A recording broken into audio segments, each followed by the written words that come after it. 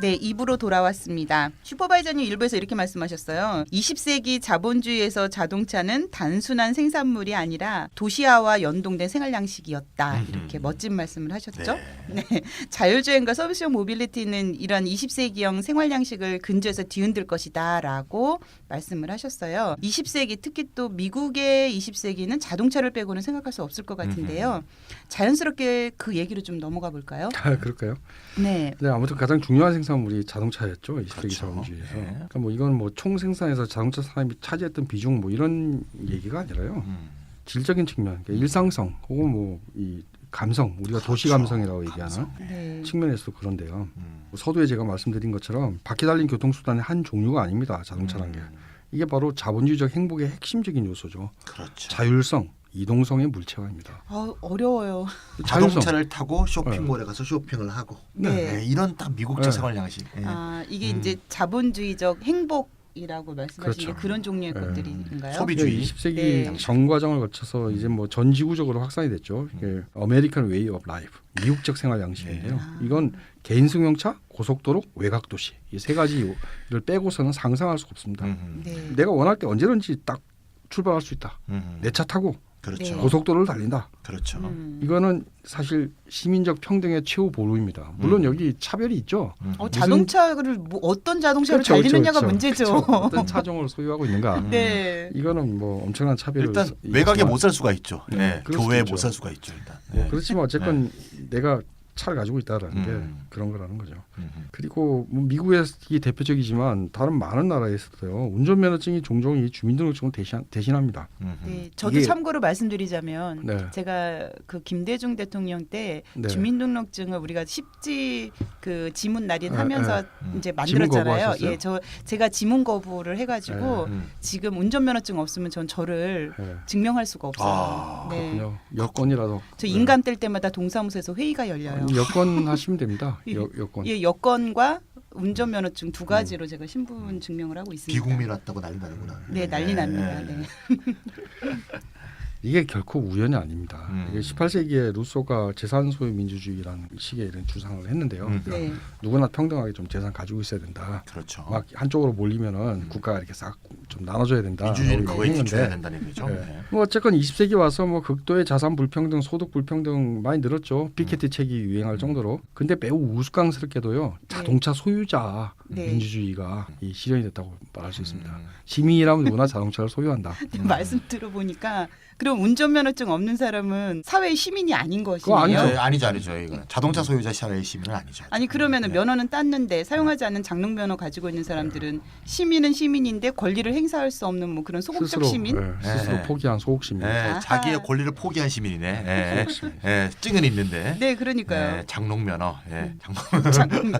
뭐 사실이 그런 것 같네요. 참고사항 말씀드리자면 저는 뭐 자동차도 없지만 면허도 없고 저는 형은 시민이 아니네요. 시민이 아니죠. 시민이 아니에요. 근데 형은 이게 20세기를 건너뛰고 21세기로 가는 거네 지금. 그래서 빨리 가려고요. 예. 보통 우리가 20세기를 그래서 포드주의라고 부르잖아요. 포드주의 시대, 영어로 포디즘 이렇게 부르는데 아, 예. 근데 포드는 아시다시피 자동차 회사잖아요. 네. 자동차 회사의 사장 이름이었고요. 이것만 보더라도 20세기가에서 자동차가 단지 운송수단이 아니라 시대를 규정하는 요소다. 네. 20세기를 말하는데 자동차 회사 이름으로 이름이 붙었잖아요. 그 자동차 네. 회사 사장의 이름으로 그렇죠. 포디즘, 이즘이 붙었다. 그렇죠. 이게 참 그러니까 자동차가 네. 20세기를 대표하는 네. 시대의 어떤 핵심 아이콘이다 이렇게 볼 수 있는 거고요. 사실 뭐 아시다시피 역사적으로 볼 때 1913년이죠. 네. 1913년에 헨리 포드가 디트로이트에 있는 자동차 공장에서 조립 공정을 단순 노동으로 세분화한 다음에 요거를 이제 조립 라인이다 그러죠. 컨베이어 벨트로 쫙 연결을 해서 네. 자동차 한 대당 조립 시간을 12.5시간에서 1.5시간으로 어마어마한 거죠. 단축한 이 자동차 혁명을 일으킨 거죠. 그 혁명의 수준이네요. 네네. 그래서 뭐 이건 뭐 여러 가지 책들이 많이 나왔죠. 그래서 컨베이어 벨트는 그럼 어떤 결과를 가져왔느냐? 노동 과정의 자율성이 완전히 제거됐죠. 예, 노동자가 자기가 원하는 대로 노동을 할 수 없고 네. 컨베이어 벨트에 붙어서 기계가 원하는 노동을 딱딱딱 이렇게 해야 되는 그런 상황이 된 거의 거죠. 뭐 기계와 합치된 노동이라고 기계의 볼 한 수 부품이 된 있겠죠. 거죠. 예. 예. 그래서 생산 과정에 대해서는 자본가가 완전히 직접적으로 통제할 수 있게 된 거고 네. 노동자는 자율성을 완전히 잃어버린 거고 그러다 보니까 표준화된 제품을 대량 생산할 수 있게 된 거죠. 그러면 이제 노동자들이 불만이 많이 생기겠죠. 그럼요. 이에 대한 네. 노동자의 저항은 임금을 많이 줘서 네. 해결을 한 거죠. 어허. 자료를 보면 말이죠. 한때 연간 임금을 400%까지 인상했답니다. 엄청나네요. 네, 그래갖고 당시 신문을 딱 보면 포드 코뮤니스트, 포드 커뮤니스트? 네, 포드가 네. 노동자 월급을 4배나 올려줬으니 네네. 저놈은 빨갱이다, 어허. 공산주의자다 이런 이제 동종업계라든가 네네. 업계 신문에서 막 공격을 할 정도로 이런 식으로 문제를 해결한 거죠. 아. 그러니까 결국 어떻게 되느냐? 사회 전체 수준에서는 고임금 소득 노동자가 생겼고 네. 이게 대량 생산되는 자동차와 대량 소비를 할 수 있는 여력이 결합이 돼서 결국 포드주의는 단지 조립 라인에 의한 생산 기술 변화를 뛰어넘어서 대량 생산과 고임금, 네. 그 고임금에 의한 대량 소비, 다시 그것에 기초한 확대 재생산으로 이어지는 하나의 축적 체계를 완성하게 되는 거죠. 아하. 그러니까 포드가 대량 생산 체계를 만들고 고임금을 줬다는 게 단지 공장 내부의 문제가 아니라 20세기의 자본주의 세상 자체를 바꾸게 된 정치 사회적 체계 자체를 규정하게 된 대사건이었다. 따라서 20세기를 포디즘 이렇게 부르는 거죠. 근데 또 다른 한편으로 보면은 값싼 화석연료가 없었다면 이런 포도주의는 불가능했을 것이라는 생각이 들어요. 맞습니다. 이 생태적으로 볼 때 화석연료 자본주의와 포도주의는 동반자라고 봐야 할 것 같은데요. 네네. 포도주의는 생태적 파괴를 대가로 완전 고역을 달성하는 어떻게 생각하면 반생태적인 모델이었다. 이렇게 볼 수 있지 않을까요? 네네 맞습니다. 예. 뭐 극단적인 예죠. 반생태적이고 노동중심주의적이고. 네네. 지금 뭐 생산 과정이라든지 또는 축적 체계, 뭐 사회적 경제적 측면에서 이제 포도주의를 따져본 건데 어쨌든 자동차와 관련된 논의에서 빠뜨리지 말아야 될 게 포도주의의 공간적 관점이에요. 공간적 네. 관점. 그러니까 기업들이 컨베이어 벨트를 생산 과정에 도입하듯이 각국 정부들이 앞서거니 뒤서거니 고속도로를 열심히 건설했습니다. 아 고속도로라는 공간. 네. 아, 자동차가 달릴 수 있게 해준 겁니다. 그러니까 정부는 어떻게 생각하면은 뭐 시민의 편리성도 있었겠지만은 한편으로는 이게 같이 뭐 짜웅했다고 해야 되나? 이런 축적 체계를 뒷받침하는 네네네네. 이제 위원회가 되는 거죠 국가가. 그러게요. 예. 네. 그러니까 포도주의의 공간 지리학, 이건 고속도로로 연결된 거대 도시입니다. 그러니까 산업 중심이 있고 외곽 도시하고 산업 중심을 잇는 고속도로. 이게 컨베이어 벨트와 마찬가지로 효율성을 중심에 둔 배치죠. 생활 공간의 산업적인 재구성이었다. 이렇게 네. 우리는 말할 수 생활 있습니다. 공간의 재구성. 근데요, 그러면 똑같은 거잖아요. 둘 다 효율성 그리고 그렇죠. 산업적 목적 이거잖아요. 네. 근데 네. 실제 일상성과 감성의 차원에서 따져보면은 이게 완전히 상반된 구조를 갖고 있습니다. 아, 그런가요? 그러니까 노동자들이 생산 라인에 컨베이어 벨트에서 일할 때 이거 뭐 찰리 채플린 그 영화에도 나오잖아요. 모던 타임스. 네. 네. 자율성에 완전한 박탈을 느낍니다. 기계 부품이죠. 네, 기계 부품이죠. 물론 보상을 받죠. 고임금. 그래서 그 보상 받은 걸로 뭘 합니까? 자동차를 사죠. 사죠. 네. 네. 그리고 고속도로를 달리죠. 달리죠. 그런데 고속도로를 달립니다. 네. 그때 자동차의 주행 라인, 네. 그러니까 컨베이어 벨트가 자동차의 생산 라인이라 그러면 아하. 네. 주행 라인인 고속도로는 나의 개별적인 자유를 상징했다. 아 라인은 라인인데 예, 그 라인의 상징이 다르네. 다르죠. 완전히 이 일상적 감성의 네. 세계에서는 네, 네. 상반된 두 가지 요소가 결합되어 있었다. 이렇게 공간적 관점으로 보니까 되게 특별한 의미가 또 있네요. 굉장히 느낌이 다른데요. 네. 그렇죠. 헨리 포드가 이런 말 한 적이 있는데요. 왜 그게 월급 많이 줘? 너 공산주의 아니야? 그러니까 아니 뭐 자동차가 자동차를 삽니까? 내 공장 노동자들이 자동차를 사주는데 자동차 살 만큼 월급을 줘야지 이렇게 얘기를 했어요. 완전히 생산 과정의 자율성을 박탈당한 노동자들은 그 컨베이어 벨트 도입을 왜 견뎌냈을까?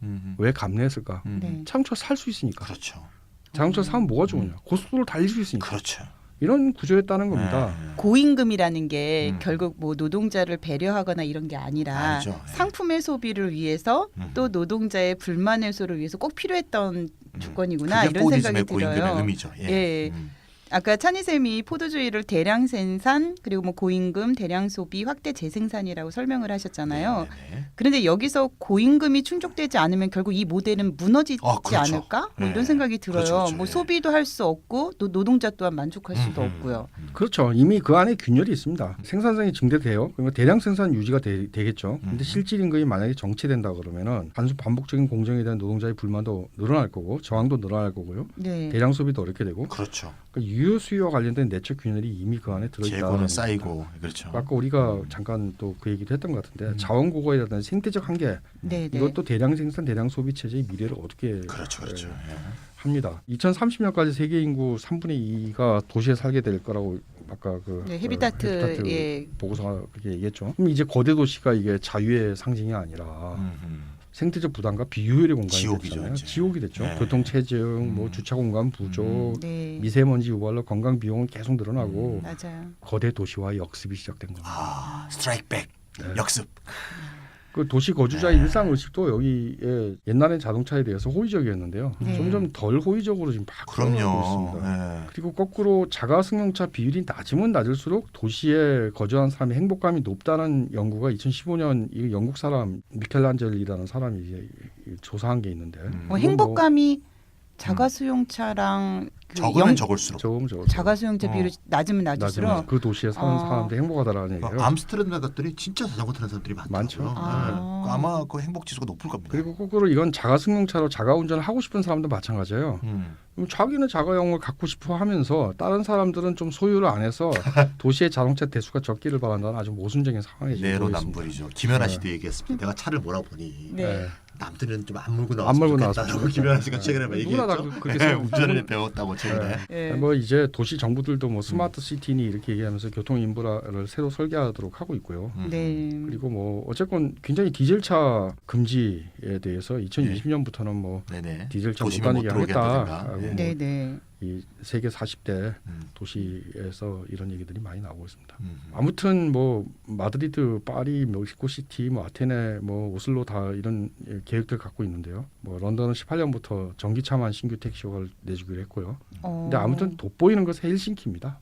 헬싱키. 헬싱키요? 핀란드. 음. 올해 우리 핀란드 아, 가지 핀란드. 않습니까? 예. 예. 우리 핀란드 진짜 언제 핀란드 가야 되는데. 가야 되는데 네. 돈 우리가 적금을 들어야 되는데. 그러게 말이에요. 그러니까 단순히 전기차만 다니게 하겠다 이 정도가 아니에요. 핀란드는. 어때요? 2025년까지 공공대중교통을 중심으로 해서 서비스형 모빌리티를 건설하겠다. 아 여기가 오. 바로 그곳이군요. 버스, 전철, 자전거, 그다음 카쉐어링 플랫폼, 다중교통수단을 연결한 복합 이동을 제공하고요. 네. 이거를 스마트폰 앱인데 윈이라는 걸 통해 갖고 다 연결해갖고 누구나 앱을 통해서 종단간 이동을 한 번에 선택하고 종량제 방식으로 결제하게 하도록 하겠다라는 거예요. 요렇게 간다. 네, 그래서 우리 길찾기 복합적으로. 프로그램이 있죠. 네, 근데 네. 그게 딱 그게 이제 결제까지 되는 겁니다. 여기 가면 딱 자전거가 있고. 네, 쫙 잘 설계하게. 그렇게 그러면 이거는 헬싱키가 이렇게 발표했다고 하면 음. 헬싱키는 이제 공공 서비스로 이걸 운영한다는 이 얘기예요? 플랫폼은 공공이죠. 아. 단지 여기서 이제 제공하는 사람들은 이제 뭐 카쉐어링 업체들이 뭐 있겠죠. 업체들 뭐 이런 것들은 이제 할 수 있게 하겠다라는 건데 네. 어쨌든 기본적으로 플랫폼은 공공입니다. 서비스 이게 모빌리티를 일단 다, 공공으로. 공공을 하고 네. 버스를 공급하는 사람들은 다 기업들일 거고요. 뭐 그럴 겁니다. 그러니까 좀 이제 혼합 경제죠. 아무튼 교통에 관한 모든 것을 한꺼번에 제공하는 디지털 플랫폼을 공공적으로 건설하겠다. 이게 핵심입니다. 그건 의미가 있네요. 근데 이런 대응이요. 이게 시 정부가 하는 거죠. 시 정부는 시의회의 다수파입니다. 그러니까 도시 거주자들의 다수의 의사를 반영한 거라는 거예요. 그러니까 대다수의 거주자들이 전통적 의미의 자동차 아까 세 가지 요소 화석연료 엔진 내가 운전하고 네, 내 네. 거다 네, 이 세 네. 가지 전통적인 의미의 자동차는 나의 도시 생활과 병행하기 힘들다라고 이제 인정하게 됐다라는 다수 거예요. 시민들이. 예. 자동차가 등장해 생겼던 네. 자동차와 도시 생활 네, 이 두 네. 가지가 이제 급격하게 바뀌는 시대가 왔다라는 겁니다. 우리는 언제 바뀔까요? 이게 뭐 우리나라는? 바뀌지 않겠어요? 2030이 얼마 안 남았잖아요. 일단 선거제도도 11년이잖아요. 비례민주주의니까 네, 네, 네. 그 의사가 잘 반영될 거고 의회에. 그러니까요. 한두 문제가 아니에요. 우리나라 우리는 문제가 지금 아, 뭐부터 바꿔야 될지 진짜. 우리가 이렇다 지금 미치겠다, 진짜. 92회까지 아. 오는 동안 미세먼지 예. 대책이라는 게 홀짝제 아니면은 뭐, 뭐 공공 주차장 뭐 알아서 하라는 건데. 아유, 그러니까요. 아 진짜 예. 또 갑자기 또 기분이 좋았다가 또 나빠지려고 하는데 자동차들 보면은 우리 서울 같은 경우 굉장히 심각하잖아요. 네네. 뭐 도로도 마찬가지고 뭐 거미줄 같이 이렇게 막 연결되어 있고 이런데요. 근데 거기에 만들어진 이 거대 도시라는 게 더 이상 이제 이 자동차들을 감당할 수 없는 상태에 놓여 있다고 저는 생각을 해요. 느낌이 탁 오죠. 우리가 하늘을 거의 보지 못하잖아요. 푸른 하늘이 하늘이 무슨 색깔이에요? 그러면 대답을 애들이 회색이요. 회색이요. 이렇게 할 날이 얼마 안 남았어요, 진짜. 그러니까요. 네. 그러니까 헬싱키처럼 우리도 좀 공공 대중교통을 중심으로 어떤 새로운 모빌리티 계획을 좀 세워야 하지 않을까 이런 생각이 드네요. 그래야 되는데 말이죠. 현실은 그러니까요. 시궁창이죠. 지금 네. 우리가 6월 13일 날 지방선거 아닙니까? 네, 우리 자유- 처음에 인트로에서 얘기했던 것처럼 자유한국당 예. 서울시장 후보 누구죠? 김문수. 이 친구는 대구를 지키겠다니 왜 또 나들이 왜 또 서울로 왜 오는 거야? 예, 그렇습니다. 대구를 자기를 지키겠다고 저번에 얘기하더니 이 동부간선도로하고 서부간선도로 연장 이게 지금 공약이죠. 올림픽대로 등 주요 간선도로는 다 지하화하겠다.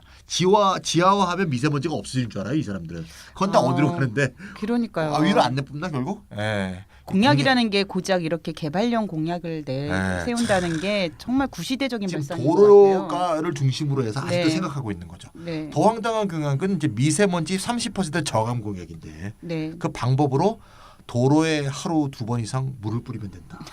라는 그 아주 유명한 네. 대대적인 물 청소 공약을 내세워서 우리가 아연실색하지 않았습니까 정말. 아니 그런데 대구에서 효과가 있었대요 자기가. 야 미치겠어 근데 진짜. 이게 물청소 네. 공약은 네. 비산먼지 정도 이렇게 네, 우리 비산먼지지. 눈에 보이는 비산먼지 정도는 조금 가라앉힐 수 있지만 미세먼지가 뭔지 모르는 것 같아요 지금. 재밌네요. 이분은 네. 공부를 안 하셨어요. 네, 제가 공부를 안 봤을 했어. 때. 예. 그러니까 새로운 모빌리티 계획은 고사하고 네.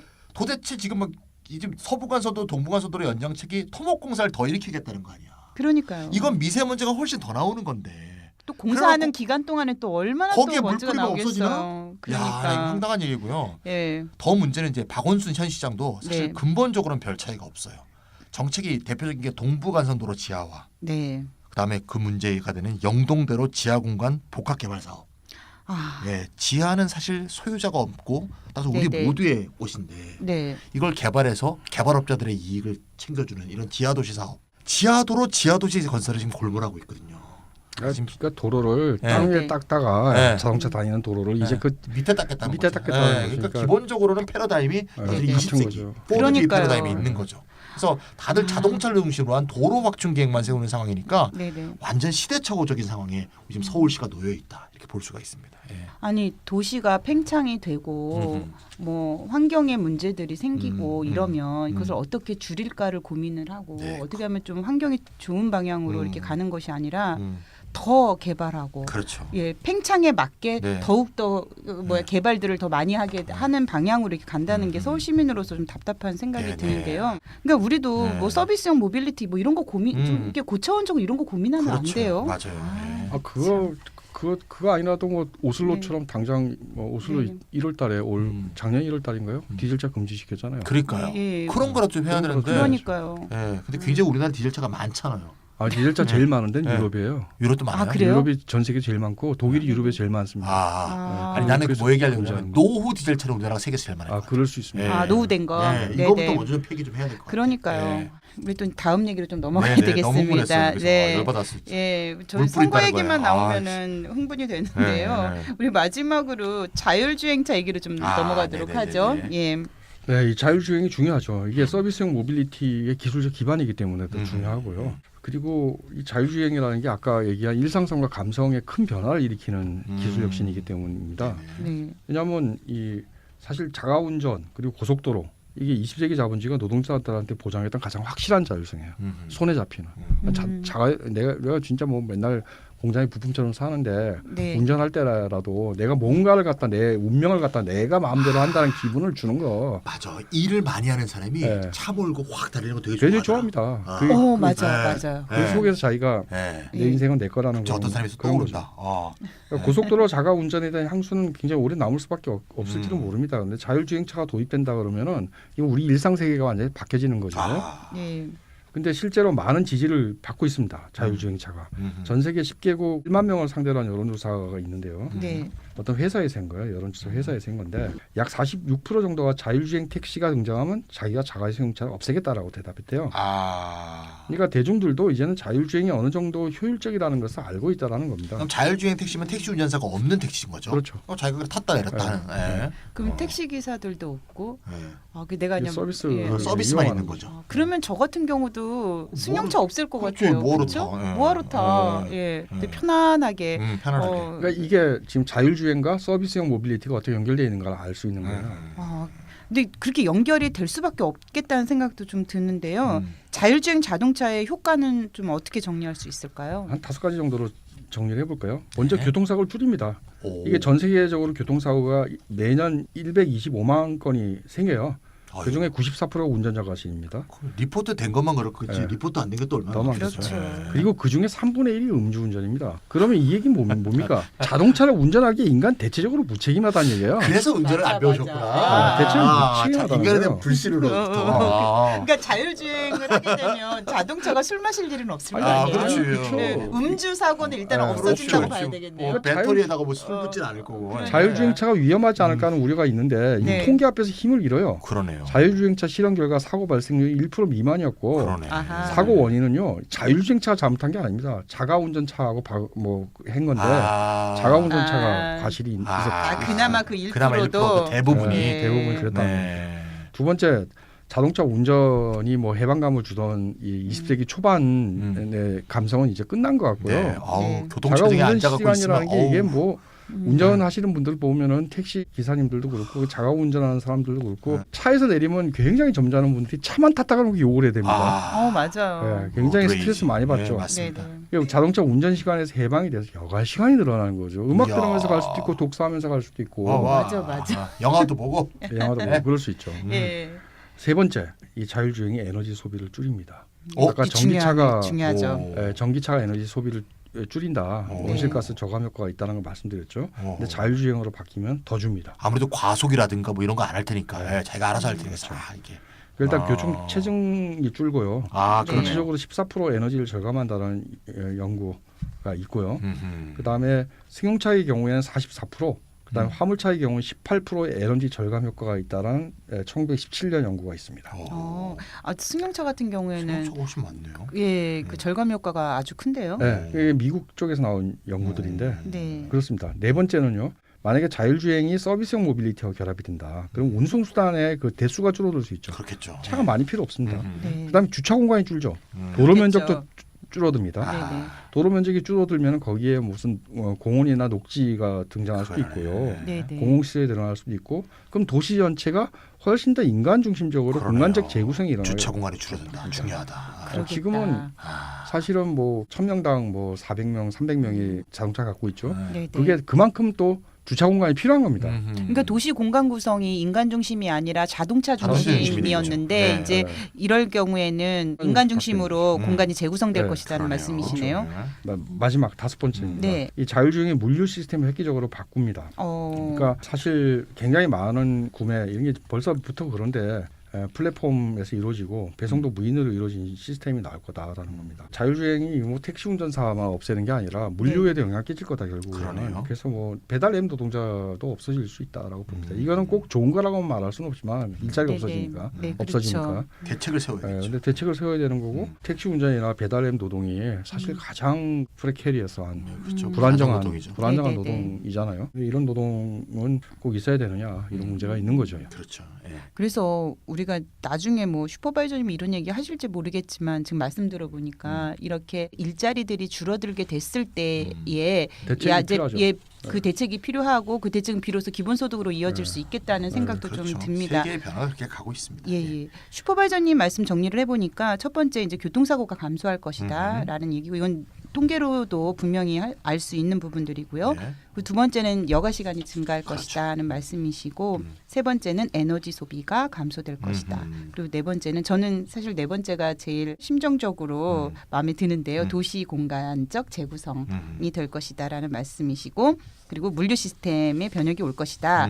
이렇게 말씀해 주셨는데요. 네. 그렇다면 천희쌤 과연 언제쯤 자율주행이 도입이 될까요? 네, 우리 네. 살아생전엔 도입이 될까요? 그래야겠죠. 네. 국제 자동차 기술자 협회가 있고요. 네. 미국의 도로교통안전국이 있는데 자율주행을 6단계로 구분을 하고 있습니다.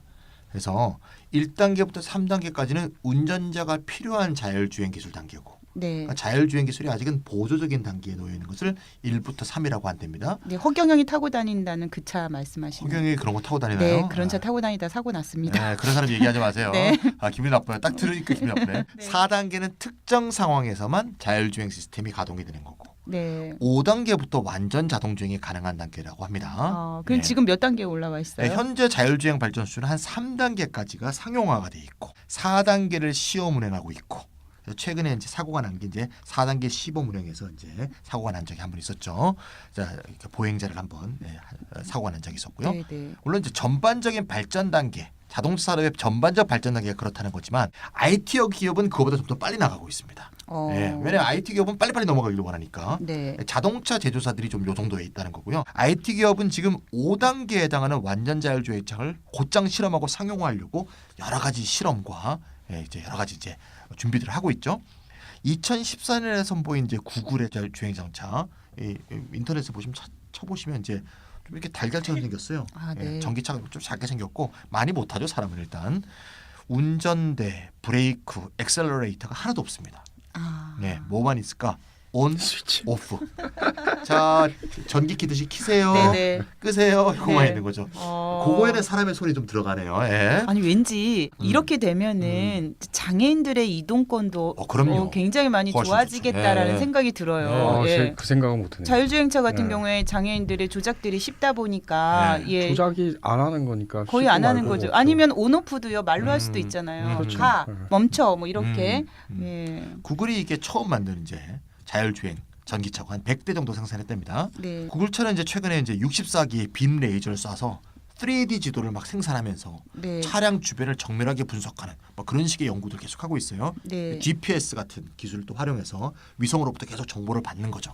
그래서 이런 자율주행을 이렇게 가능하게 하려면 가장 중요한 기술이 뭐냐? 앞차에서 모은 그 빅데이터가 뒷차로 전달되는.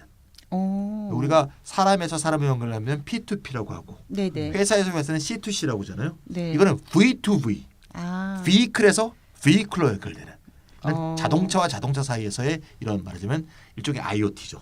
서로 간의 통신 이런 걸 통해서 빅데이터를 분석하는 그 알고리즘 이런 것을 이제 구글이 만들어가고 있고요. 네. 다시 말해서 이제 자율주행차는 결국 AI, 인공지능이 운전하는 것이다.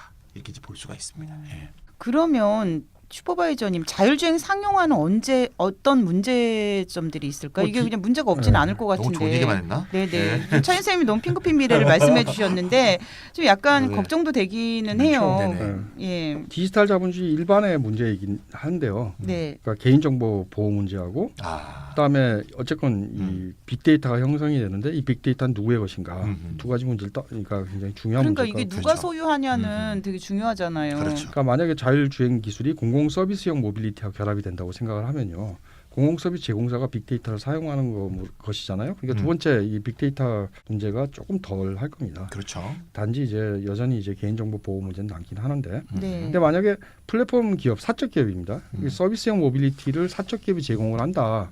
그런 빅데이터의 소유 문제도 굉장히 이게 중요한 그렇죠. 문제가 됩니다. 어쨌건 개인정보 보호 문제는 남는 거고요. 공공 서비스형 모빌리티라면은 좀 덜 민감할 뿐이지 남습니다. 그러니까 비식별화 한다든지 뭐 이런 게 좀 필요할 거라고 보고요. 네. 핵심적인 이 두 가지 문제가 전부 대체 데이터는 누구의 소유고 빅데이터에 대한 사회적 통제와 이용은 어떻게 돼야 되는가라는 플랫폼 자본주의 시대의 핵심 문제를 건드리고 있습니다.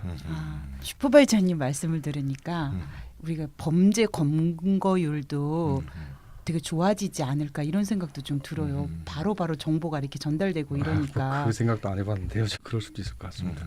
그런 문제도 고민해봐 주세요. 공공적인 인류의 어떤 발전이 좀 더 많이 좀 치중이 되는 그런 네. 방향으로 움직일 수 있도록 네네. 하는 뭔가 게 이렇게 중요하겠죠. 좋은 점을 상상하다 보니까 여러 가지 다방면의 영향을 미칠 수 있을 것 같은데요. 슈퍼바이저님 아까 말씀하시면서 헬싱키 사례 설명해 주셨잖아요. 그렇죠. 그러면서 공공 서비스형 모빌리티에 대해서 얘기를 해주셨는데 이것이 자율주행 기술의 문제를 푸는데도 중요한 열쇠가 될 수 있다는 말인데요. 네. 마지막으로 이 공공 서비스형 모빌리티에 대해서도 좀 언급을 하고 마무리를 하는 게 좋을 것 같아요. 일단 네, 카쉐어링 인기는 굉장히 높아졌어요. 그러니까 그 NTT 이노베이션 인스티튜트라는 연구소에서 낸 보고서를 보면 1년의 기술 혁신과 거대 도시화 때문에 소비자들이 이제 자동차에 별 관심이 없다. 모빌리티에다가만 관심을 갖게 된다. 네. 내가 자동차 어떤 걸 소유할 건가 문제가 아니라 네네. 내가 어떻게 이동할 건가에 대해 더 네, 많이 어떻게 관심을 잘 갖는다. 편안하게 빨리 그렇죠. 이동할 것인가 이런 데 그러니까 관심이 더 자가승용차의 있겠네요. 한계에 대한 인식이 네. 굉장히 보편화되고 있고 카쉐어링도 많이 늘었다. 그렇죠. 네.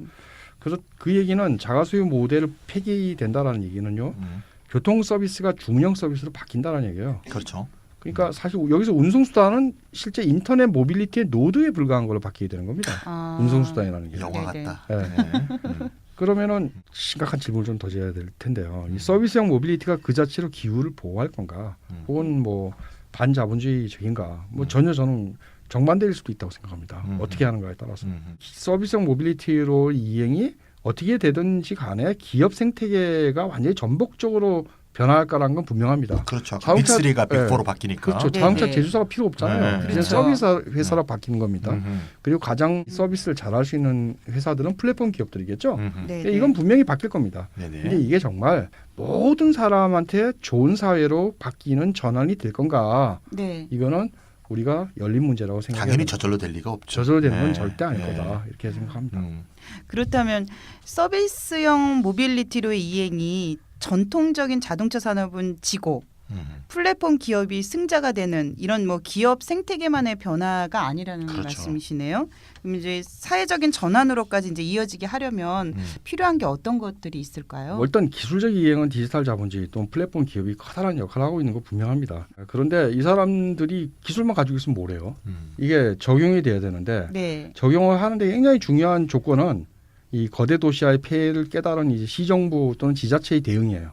만약 시정부가 그런 결정을 하지 않으면 뭐 헬싱키라든지 오슬로처럼 뭐 딜타 못 다닌다 한다든지 네. 런던처럼 택시는 전기차로 해라 뭐 이런 얘기를 하지 않는다 그러면은 이 기술이 상용화되기 힘들어요.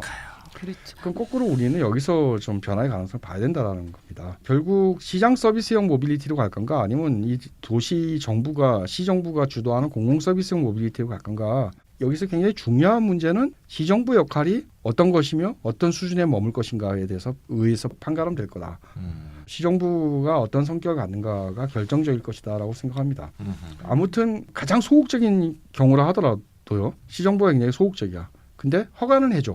네, 그럼 네. 플랫폼 기업이 시장 서비스형 모빌리티를 형성하겠죠. 네, 네. 그러더라도 시정부는 가격 형성에 대해서만큼은 영향을 갖게 될 거라고 저는 생각합니다. 그래서 지금보다는 그렇게 나쁘지 않을 거다라고 네네네. 생각하는데 여기서 한 걸음 더 나가서 네. 이것을 뭐 시정부가 공공 서비스용으로 제공을 하고 최소한 플랫폼은 공공으로 가지고 있는 상태라 그러면 훨씬 더 좋은 도시 생활이 가능할 거라고 봅니다. 그러니까 기술 혁신뿐만이 아니라 이를 뒷받침하는 어떤 그 시 정부나 이게 지자체 역할이 중요하다는 말씀이시네요. 네. 또 어떤 중요한 문제들이 있을까요? 그게 더 제일 중요하다고 생각이 드는데요. 어쨌건 공공 서비스형 모빌리티라 그럴 때 이 핵심적인 요소가 뭐냐라는 겁니다. 이건 플랫폼입니다. 네. 플랫폼의 공공성이 중요한 거지. 네. 이 플랫폼엔 여러 가지 뭐 전차도 있을 거고 뭐 버스도 있을 거고 그리고 네. 뭐, 전철도 있고 뭐 여러 가지 운송 수단이 있을 텐데요. 전기차도 있을 거고요. 네, 네.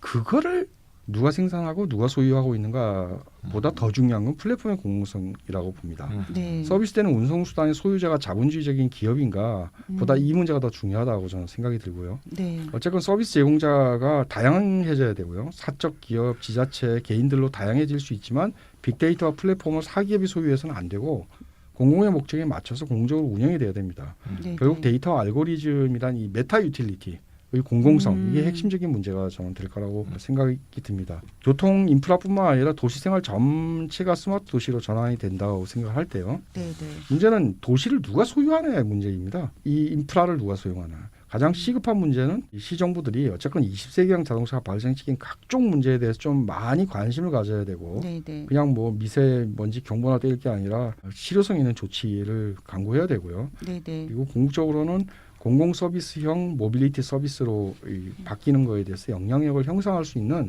시민운동, 교통 시민운동 같은 게 좀 있어야 된다 이렇게 생각합니다. 우리가 지난주에도 시민운동의 중요성을 이야기하면서 갈무리를 했었는데요. 생활을 바꾸는 운동이죠. 녹색 교통운동 이런 걸 얘기를 할 때 뭐 네, 네. 사실은 화석연료 반대만 해온 건데 네. 그래서 결국은 그렇게 열심히 했지만 도시생활 전반과 교통 인프라를 바꾸는데 이 디지털 자본주의의 기술 혁신보다도 좀 떨어져 있는 거거든요. 그래서 네네. 이것을 좀 전환할 게 필요하다. 네, 안 네. 그러면은 바뀌긴 바뀌더라도 우버라든지 구글이 네. 교통 모빌리티 서비스를 다 소유하는 또 꼴이 될 다 거다. 장악하게 네. 되면 또 우리는 또 또 힘들어지겠죠. 슈퍼바이저님 말씀을 들어보니까 우리가 이제 곧 6월 13일 날 지방선거가 있잖아요. 네. 그리고 서울시장 후보자들이 이 도로를 지하화하고 개발하고 이런 공약에만 집중할 것이 아니라 실제로 자동차를 위한 공약이죠. 자동차 그러니까요. 달리게 해주겠다라는 네. 거 아닙니까? 그러니까 유권자는 자동차가 아니라 시민이라고요. 그렇죠. 그러니까 멋있는 말이네요. 예, 자동차의 시대가 지금 저물어가고 있는 이 과정에서 이 시장 후보들은 이런 공공 서비스 관련해 가지고 어떻게 할 것인가를 좀 고민을 해봐야 되지 않을까. 이런 공약들도 좀 연구해야 되지 않나 이런 생각이 지금 좀 하신 듭니다. 말씀이 아주 멋있는 말씀 같은데 네. 포드가 그렇게 얘기했잖아요. 자동차가 자동차를 사는 게 아니라 네. 노동자가 산다, 사람이 산다는 얘기를 네, 했는데 네. 자동차 시대가 끝나가잖아요. 네, 네, 그럼 그렇죠. 정치가들은 이렇게 생각해야 될 겁니다. 자동차가 날 찍어주는 게 아니라 네. 사람이 나한테 표를 준다. 예, 맞습니다. 네, 예. 그래서 좀 저기 슈퍼바이저님 이 말씀을 좀 어떻게 전달을 해야 될까요? 우리 유권자분들 이렇다 청취자분들이 이제 이번에 지방선거에 이제 유권자로 나서실 텐데 어떻게든 이 후보자들한테 이런 얘기들이 좀 전달이 됐으면 그렇죠. 좋겠다는 생각이 듭니다. 네네. 예, 찬희쌤 혹시 마지막으로 더 보태실 말씀 있으세요? 그러니까 기술이 막 이렇게 발전하고 그러면 사람들이 네. 그 기술에 대한 공포감을 갖는 사람들이 있잖아요. 맞아요. 기술이 뭔가 일자리를 빼앗고 예. 기술이 뭔가 오히려 사람의 삶을 더 복잡하게 만들고 네. 이런 것은 사실이 아니다. 네, 네. 기술은 오히려 인간이 해방될 수 있을 만한 많은 가능성과 네. 많은 계기를 제공하는 네. 우리가 인류의 어떻게 보면 선물이라고 볼 수 있다는 거죠. 네, 네. 그런 기본적인 자세를 견지하지만 동시에 네. 기술이 자동적으로 인간을 해방시켜주지 않는다. 더 나쁜 세상이 네, 없습니다. 인간의 그렇죠. 집단적 힘을 모으지 않으면 네, 네. 이 기술은 저 지배하려는 욕구를 갖고 있는 네, 네. 소수의 독점자의 결국 수단으로 네. 전환될 뿐이라는 얘기죠. 네, 그래서 우리가 디스토피아를 막으려면 네. 우리가 시민들의 힘을 응집해서 네. 이 기술을 우리의 시민들의 것으로 네. 소유하고 운영할 수 있는 그런 네. 힘들을 우리가 쌓아 나가야 되지 않을까 이런 네. 생각이 듭니다. 오늘 정말 많은 생각을 할 수 있었던 시간인데요. 자동차의 시대가 저물어 간다를 주제로 오늘 이야기 나눠봤습니다. 이렇다 92회 이것으로 마치도록 하겠습니다. 감사합니다. 감사합니다.